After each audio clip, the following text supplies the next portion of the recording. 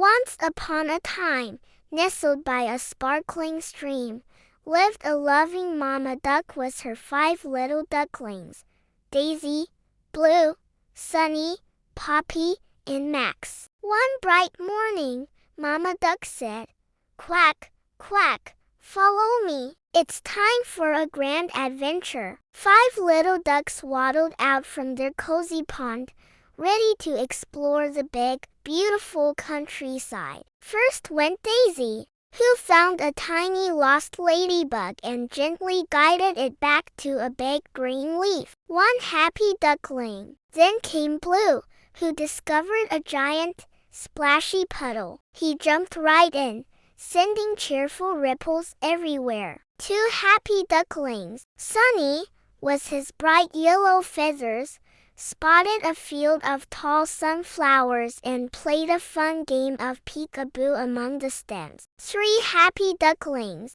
Poppy, always curious, followed a beautiful butterfly up a gentle hill, giggling as it danced in the air. 4 happy ducklings. And last came little Max, who found a patch of sweet, juicy berries and shared them with all his siblings. 5 happy ducklings, all together, as the sun began to set, painting the sky in shades of orange and pink.